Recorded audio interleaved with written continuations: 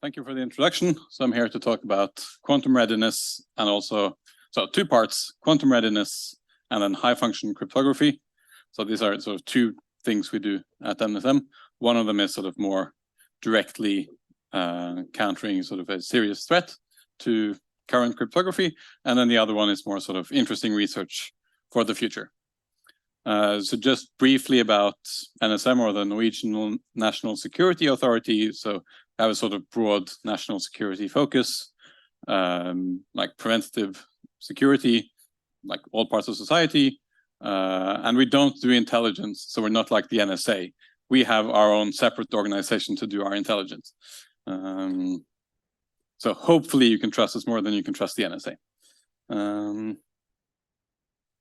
So I have two key points I hope you can take away from today. So the first takeaway, in the negative, quantum computers are almost here and they will destroy a lot of the cryptography we rely on today.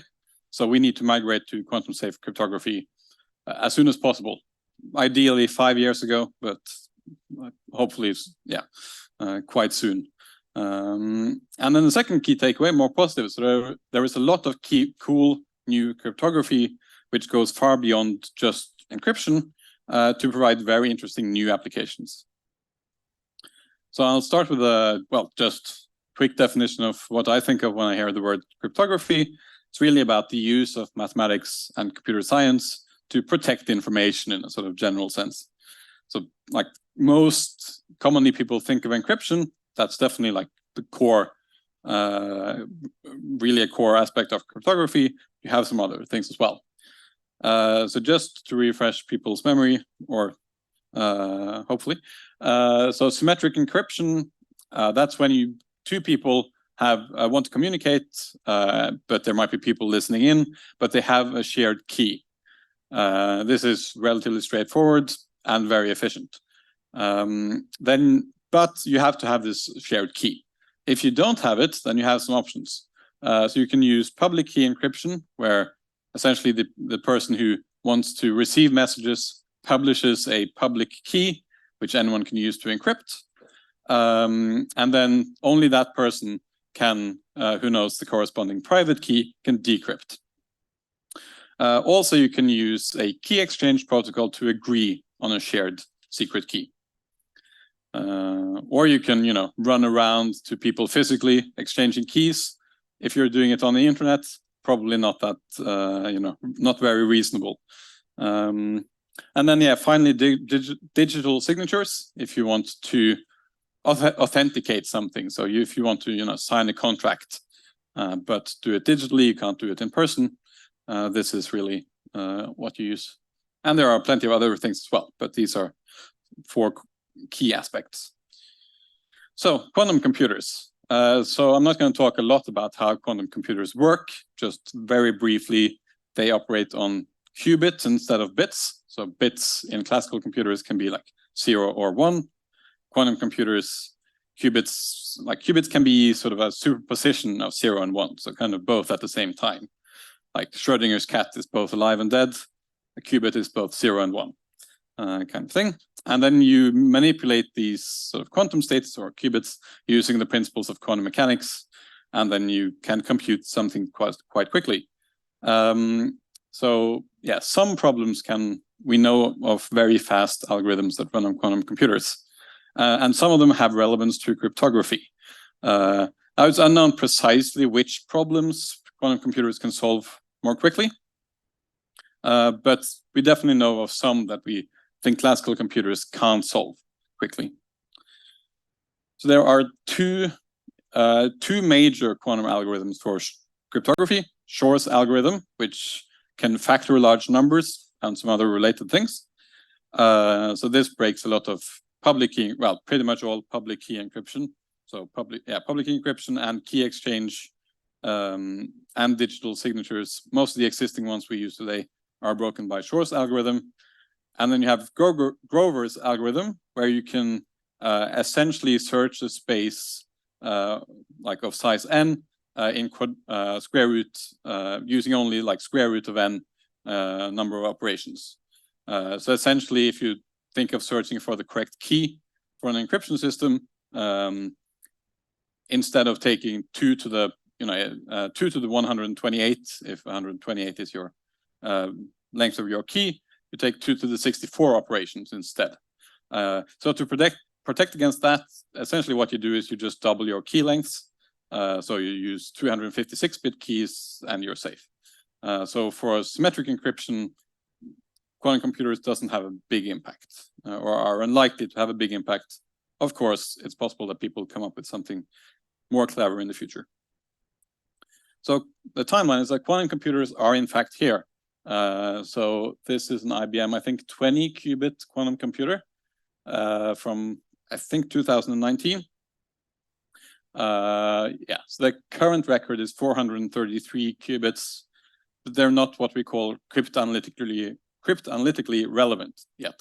So cryptanalytically relevant means being able to break encryption, essentially. So you need, it's a bit unclear precisely how many qubits you would need. I think it depends a bit on your modeling and so on, but like tens of thousands of qubits. So we're like not there yet, at least. So what happens in the future? Well, first of all, it's hard to predict. I've seen like lower estimates of like 5 to 10 years and upper estimates from like 50 years to even never, if you're very, well, pessimistic or optimistic, depending on your point of view. And of course, there's a caveat. Secret services could be like far ahead of what's known publicly. So this current record is what's publicly known by IBM, but it's possible that secret services are ahead of this. And it's also worth pointing out that quantum computers, even if they don't come into existence or aren't relevant until like 20 years from now, they could still be a security threat today. And what we talk about is what we call harvest now and decrypt later. So you can just gather a bunch of encrypted data today, and then you store it. And then when you have a quantum computer, you can decrypt it. If you care about storing information for 30 years or more, which we do in the government, then it's actually like it could actually be insecure today. Yeah. So yeah, just some of the broken algorithms, pretty much all the common ones that you use on the internet today. But yeah, RSA, Diffie-Hellman, DSA, and yeah, elliptic curve versions of these. So where do we go now? So we need new algorithms for public key cryptography. We can't just, well, someone tried to make a post-quantum version of RSA, and they sort of succeeded, but the keys were like a couple of terabytes. So that's not really practical. So yeah, we need something new that like can resist quantum attacks. So the US National Institute of Standards and Technology have been running a competition, or kind of like a competition, where like different algorithms have been like, proposed, and there have been like rounds of analysis and so on. So they've decided to standardize one algorithm for key exchange, what's called Crystal's Kyber, and then these 3 signature algorithms. So they should, like, they have made a decision. Preparing all of the documentation for like standardization takes, I don't know, about, well, it should be done like next year sometime, so it takes a while. And it also will take some time for implementations to mature. People will need to verify them, make sure they're, aren't like vulnerable to various kinds of attacks. And it also can take time to add new cryptography to existing systems, especially if the cryptography is very much entangled with the existing system. It can be quite a challenge. So what should you do if you're responsible for using cryptography in your business? Well, you should get an overview of where you use cryptography. So what information are you protecting? And what cryptography are you using to protect it? And yeah, where in your system is it? And from which vendors potentially do you get cryptographic solutions? And think about how vulnerable you are to a quantum computer. So how important is the information you handle? How long should it be protected for?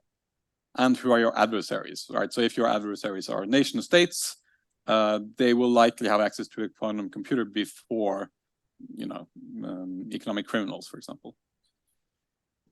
Yeah, and then just 2 sort of general tips: use post-quantum cryptography sooner rather than later. and be what we call cryptographically agile. So, you want to be able to switch out like cryptography for like new algorithms or change parameters easily. If people find out that the new algorithms aren't as secure as we hoped they were. You might also want to do what we call hybridation, where you sort of use both a pre-quantum algorithm and which we sort of trust is safe against classical adversaries, and a post-quantum algorithm, which we have a bit less faith in. But if you use both of them, then you sort of get more security that way. So what are we doing about this in NSM? So we've written a detailed guide for the first step. So just getting an overview. This is apparently a problem in like parts of the government and so on, which is worrying. So yeah, it's going to be published very soon, like next couple of weeks. And we're going to open a National Center for Cryptography in October. And the idea is to use this center as a place to teach industry, government about all of this kind of stuff. At some point, probably when the new NIST standards are available or like finalized, we will recommend new algorithms. And we will continue to publish advice guidance and recommendations for the next couple of years. That was it for the first part. Are there any questions so far?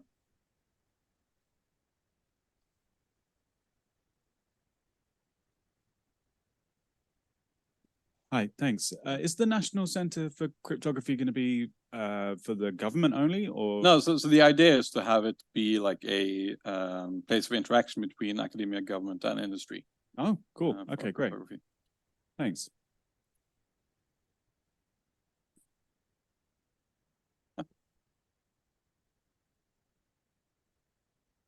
Hi, my name is Halvard Nielsen. I'm an ISOC Norway member.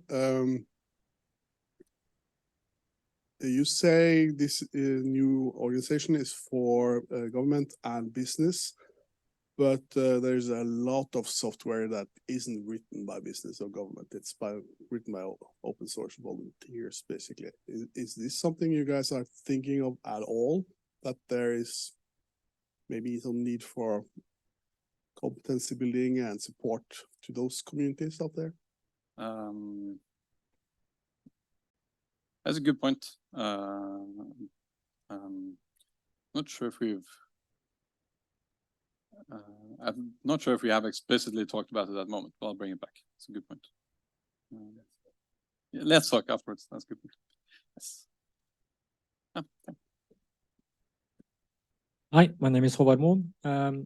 You talked about public-private cryptography, but would you say, given that the key exchange is done in a secure way, is symmetric cryptography still secure in the post-quantum world? Yes, at least as long as you use sufficiently long keys.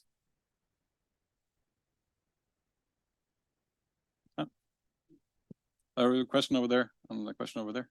Yeah.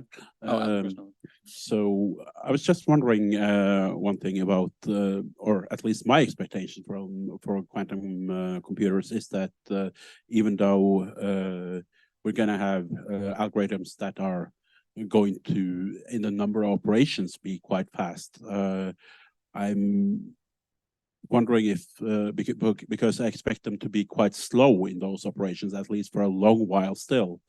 So the actual computation time, should we, while we absolutely should be worried about it, would they be able to decrypt in any reasonable time, even though they reduce the number of operations? Yes. So well, it's good. Like I didn't explain very thoroughly, but so the Grover's algorithm is just like a quadratic speed up, but the Shor's algorithm is just like it goes from what would take thousands of years on a classical computer to an hour on a quantum computer. So that is sort of like, I think it's reasonable to expect that quantum computers, like in not too far in the future, would actually be able to break encryption. Yes.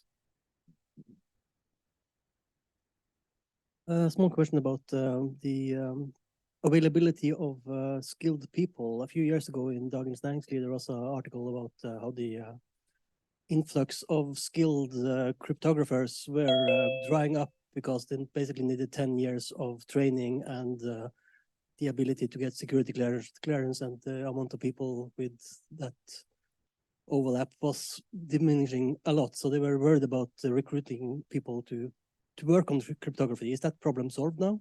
I wouldn't say it's solved, but that's why I got like my PhD, actually, like as pretty much a direct consequence of that. So I mean, there are definitely a decent group of new cryptographers being educated like at PhD level in Norway. Let's see, I mean, about 5 every year. I mean, that's hopefully not as many as that's not as many as one would hope, but it's certainly a lot better than it was, like, say, 10 years ago, I think. Ja. Jeg heter Jakob Vik. For det første, jeg så ikke, altså hvilket årstall ble DES-algoritmen ubrukelig? Jeg har flere spørsmål. Eller ta ett om gangen, da kan du svare på det. Nei, det husker jeg ikke. Sånn. Ja, men da var nøkkellengden cirka 50 bits, var det ikke det? Ja, litt mer kanskje, men sånn, ja. Ja, ok, det er ikke så viktig da. Men for det første, hvor sikre er de kryptosystemene som er kommersielt tilgjengelige i dag? Og to, hvilken nøkkellengde anbefaler du for å være sikker? Er det gradert, eller kan det... Nei, vi har... altså, jeg vil si vi har en stor tillit til de krypteringssystemene vi bruker i dag. De har vært i bruk i, altså, ja, i hvert fall de offentlige nøkler har vært bruk i 40 år minst. AES har bruk i 25 år, 20 år nå. Veldig lite som har vært gjort altså når det kommer til analyse av de algoritmene som tyder på at de har noe sikkerhetsfull. Så det er naturligvis, altså, skal aldri si aldri. Men jeg tror mer, altså, den kryptografiske, akademiske kryptografer har en ganske stor tillit til de algoritmene som man bruker i dag. Ja, tillit er jo en ting da, men sikkerhet er jo en annet. Ja, men altså, du kan ikke bevise at de er sikre, så du kan ikke gjøre noe særlig mer enn å tro på det. På lengden av nøkkelen skal jo si noe om hvor mye ressurser du trenger for å knekke dem. Eller for å knekke krypt. Jo, men altså, det fungerer kun så lenge algoritmen faktisk er trygg nok, da. Men altså, to opphøyd i 256, som er hvor mye du trenger for å knekke, eller hvor mange operasjoner cirka du trenger for å knekke AES med 256 bits nøkler, er jo er såpass enorm at du må liksom beregne med hvert atom i universet i mange år for å knekke det. Jeg lurer på, når du skal bruke kvantekomputere for å knekke kryptogrammer, eller deschiffrere kryptogrammer, kan du si noe om hvilke algoritmer de bruker da? Jeg har prøvd å programmere en kvantekomputer, men jeg har aldri greid å finne et programmeringsspråk. Jeg vet ikke så mye om detaljene i å programmere en kvantekomputer, men altså, det jeg vet er at de trenger på en måte en når jeg sa de har liksom en viss mengde qubits, du trenger noe som heter logiske qubits for å programmere med, for å programmere disse algoritmene, og da trenger du veldig mange fysiske qubits per qubit, per logiske qubit. Så altså hvis du har en fysisk kvantidatmaskin og prøver å beregne algoritmer der, du vil ikke klare å implementere den, fordi kvantidatmaskinen er såpass svak. Okay, takk skal du ha. So I'm just going to say a little bit to everybody in the room here. There are quite a few people following us, international people following us on the stream. So if we can try to speak in, I mean, I love Norwegian, but try to speak in English as much as possible. Oh, okay. I figured I would add, since there seems to be some interest in this, the draft standards for the Kyber algorithm in the dilithium, so the post-quantum chem and signature, was released late in August. So you can all go take a look at those if you want to.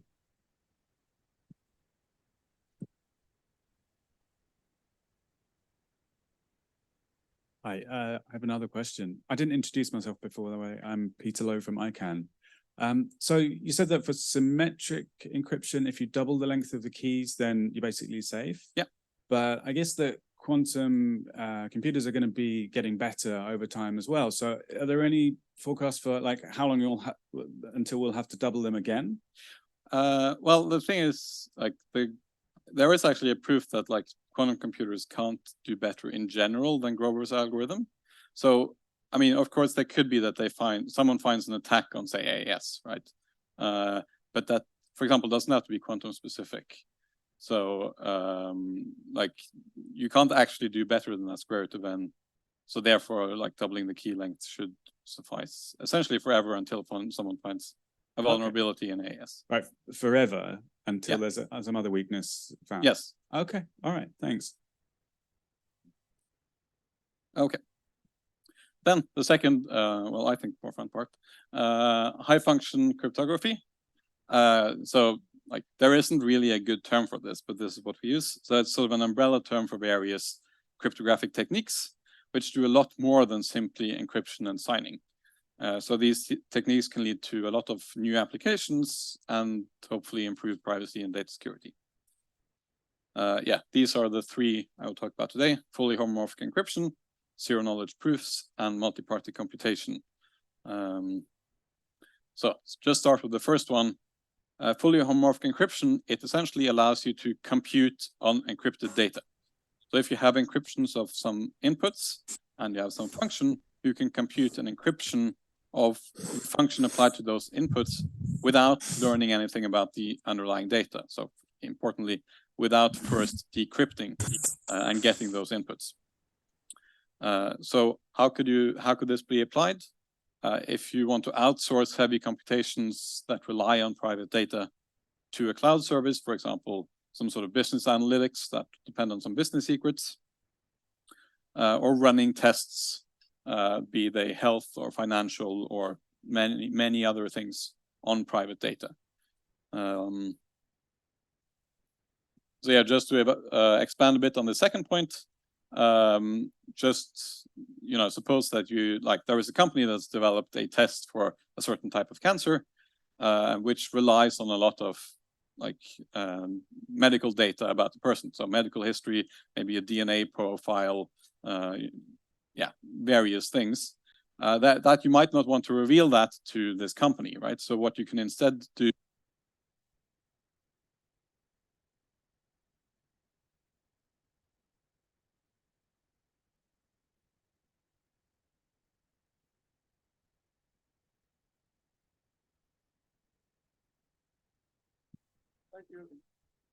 Thank you.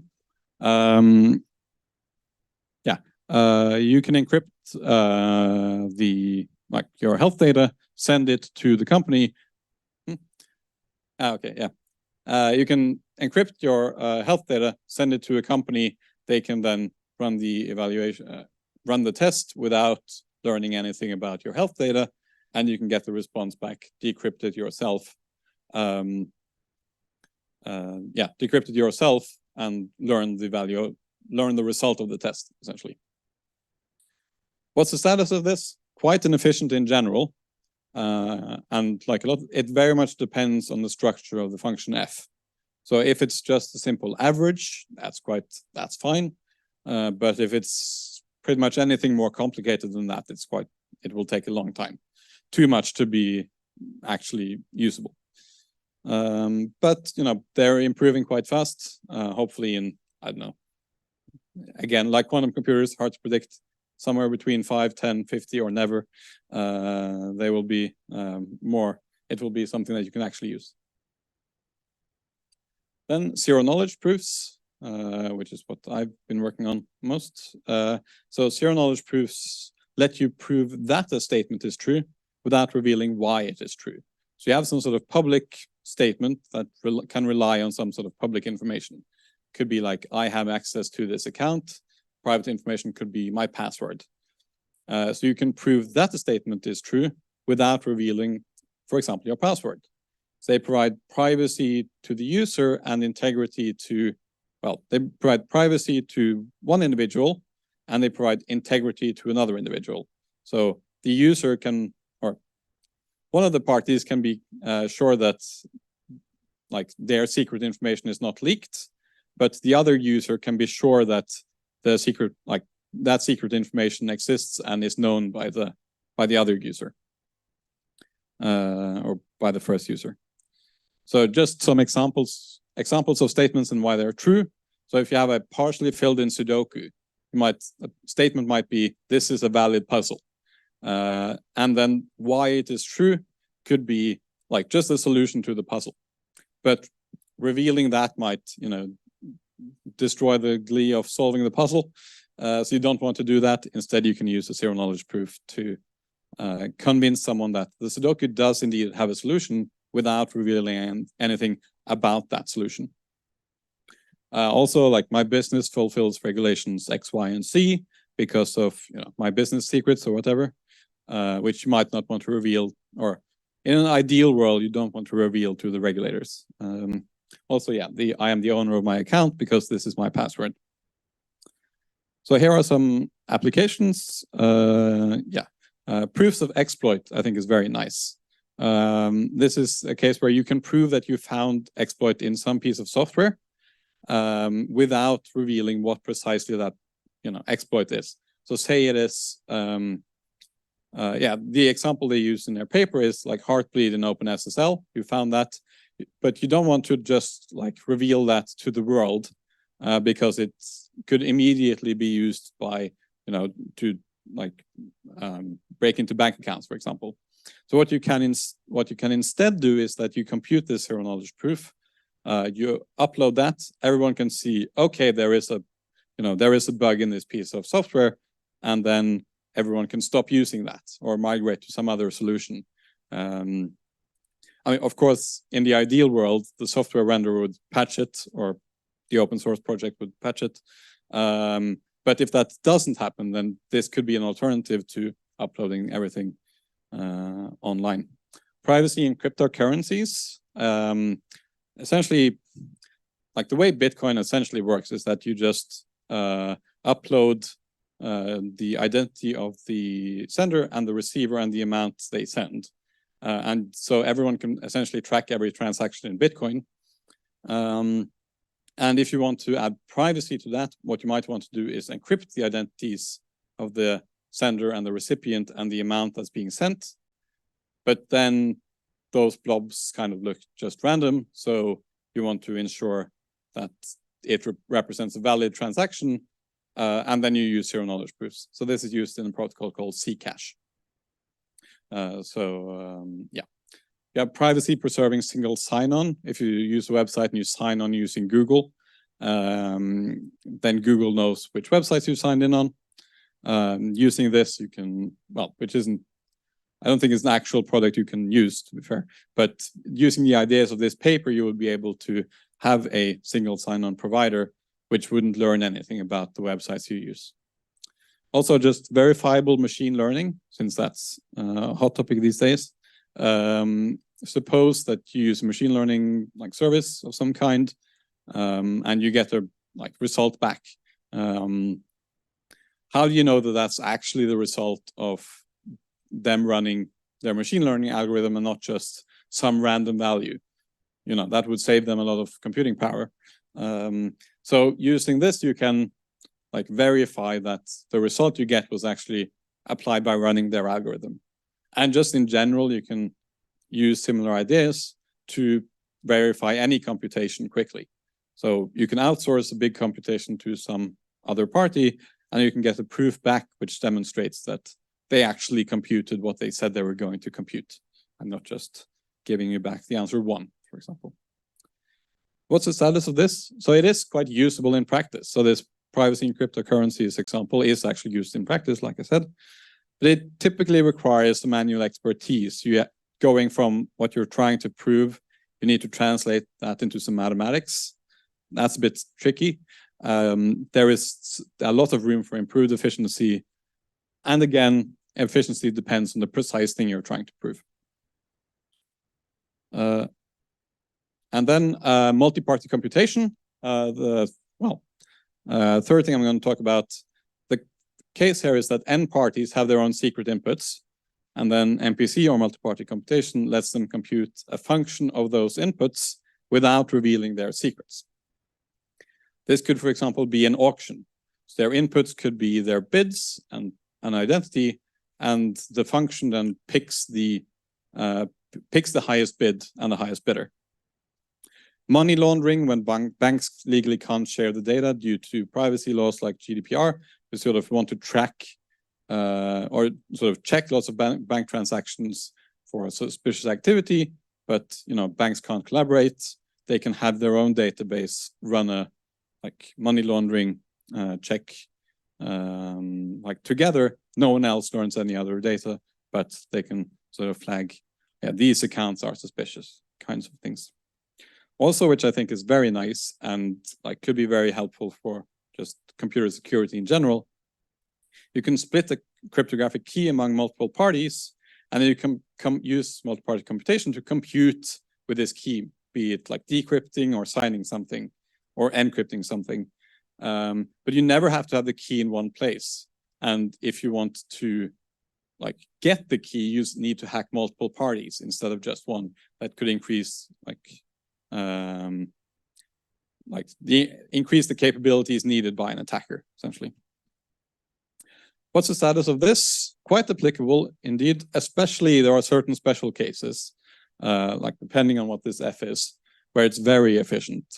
But yeah, again, efficiency very much depends on F. I think in general, it's still a way to go.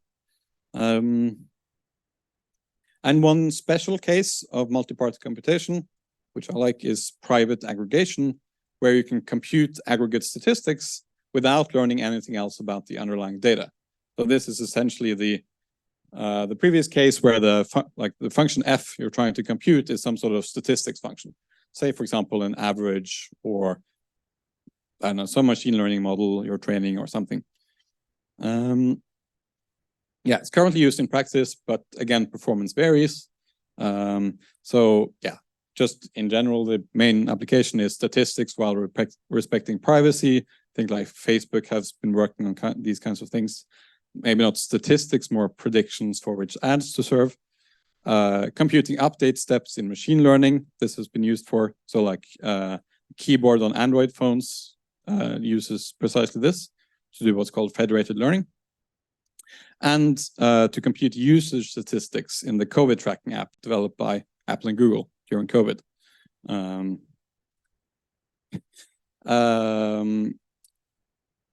Yes, so yeah, particularly these last two are actually used in practice today. So why do we care about this? Why not just why not just send all the information to a third party and have them do all the functionality for you? Well, the main reason why is that trusted doesn't just mean honest, it means honest and also competent. So you need to actually be able to protect the data against, for example, hacks.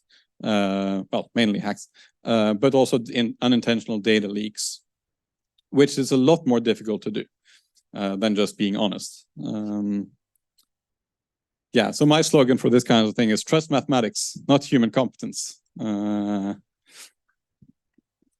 But yeah, of course, caveat, you need to trust the implementation, which someone else will come back to later. But it's typically, so in the case of fully homomorphic encryption, you just need to trust that, the encryption algorithm, essentially. You don't need to trust that anything about the server.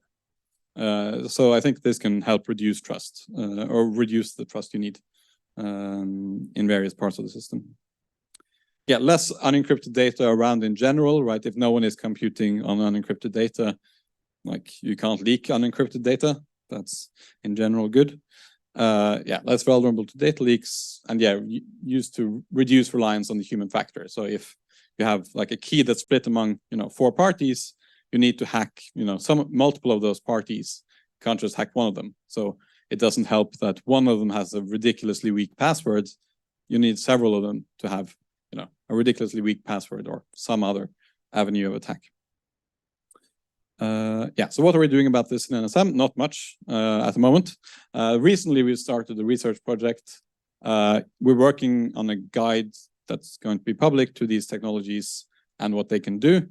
And yeah, plan to collaborate with relevant parties in both industry and government at the moment. And we can talk if you have ideas about open source work as well. I think that was it. Thank you very much for your attention.